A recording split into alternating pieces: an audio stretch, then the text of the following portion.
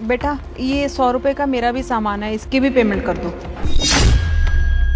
Excuse me, मैं आपको जानती तक नहीं हूँ, मैं आपके सामान की पेमेंट क्यों करूंगी? बेटा मैं ना तुम्हारे पैसे तुम्हें वापस कर दूंगी, पर अभी के लिए तुम कर दो, मैं अपना वॉलेट लाना भूल गई।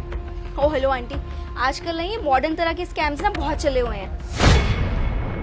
दिखने में अच्छी खासी लगती हूँ, हर कोई तुम्हारे झांसे में आ जाता होगा कि 60-70 रुपए की तो बात है, कहाँ ही मार लेगी पैसे। लेकिन मैं तुम्हारे झांसे में आने वाली नहीं हूँ, पढ़ी लिखी हूँ मैं, ऐसे स्कैम्स ना मेरे ऊपर नहीं चलेंगे।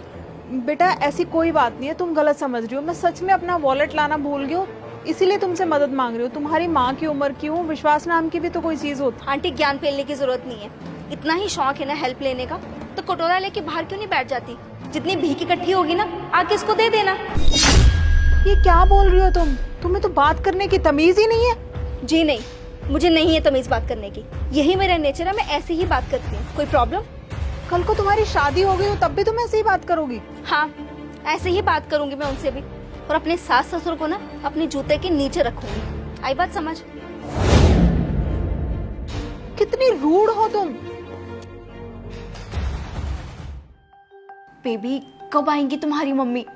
बस आ ही रहे होंगे। और सुनो, आज उन्हें अच्छे से इम्प्रेस कर देना ताकि जल्दी से हमारी शादी हो जाए। तुम टेंशन मत लो, तुम्हें पता है मैं तुम्हारी मम्मी के लिए कितना प्यारा सूट लेके आई हूँ।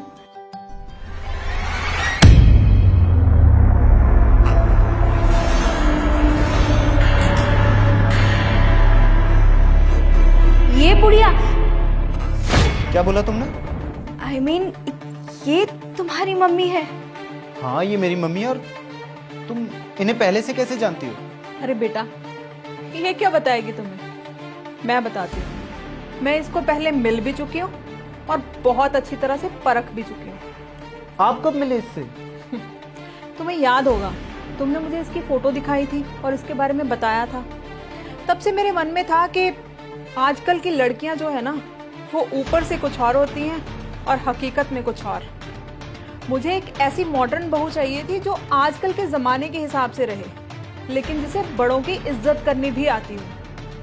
इसीलिए मैंने इसका एक छोटा सा इम्तिहान लिया था, जिसमें ये बुरी तरह से फेल हो गई है। तुम्हें उस दिन पता था ना कि मैं कोई भिखारन नहीं हूँ, फिर भी तुमने मेरी मदद नहीं की, और ऊपर से मुझे ये बोला कि तुम अपने सास ससुर को अपने जूतों के नीचे रखोगी, उनको भी ऐसे ही बेइज्जत करोगी। मैंने उसी दिन फैसला कर लिया था कि तुम तो मेरे घर की बहू कभी नहीं बन सकती, तुम इससे शादी बिल्कुल भी नहीं करोगे। Aunty ji, I am really very sorry, मुझे नहीं पता था कि आप इनके मम्मी हो। मैं आपके साथ ऐसा गंदा बिहेवियर कभी भी नहीं करती। ये क्या बात हुई?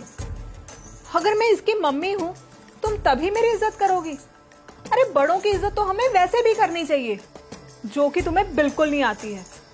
बेटा मैं मानती हूँ कि तुम इससे बहुत प्यार करते हो, लेकिन ये जो प्यार होता है ना, ये बहुत थोड़े से टाइम का होता है, और थोड़े टाइम के प्यार के लिए ना तुम अपनी पूरी जिंदगी बर्बाद नहीं कर सकते, और ना ही मैं तुम्हें करने दूंगी।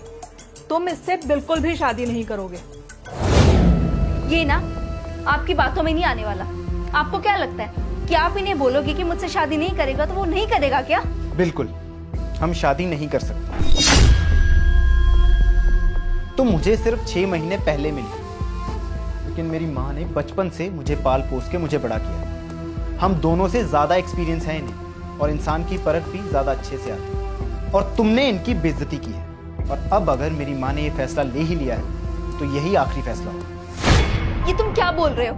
अपनी माँ के पीछे लग के तुम मुझे छोड़ रहे हो? मैं किसी के पीछे नहीं लग रहा।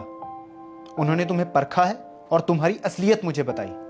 हमारी शादी नहीं हो सकती। You may leave please.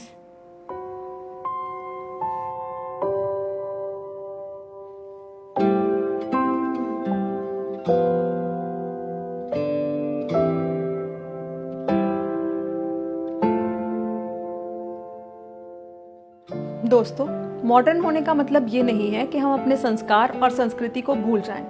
हमें मॉडर्न तौर तरीकों को अपनाने के साथ साथ अपने कल्चर को भी नहीं भूलना चाहिए, और अपने बड़ों की इज्जत करनी चाहिए और सबकी मदद करनी चाहिए। इस वीडियो का मैसेज अगर आपको अच्छा लगे तो अपनी फैमिली और फ्रेंड्स के साथ ज़रूर शेयर कीजिएगा, और हाँ, हमारी वीडियो को लाइक और कमेंट करना ना भूलें।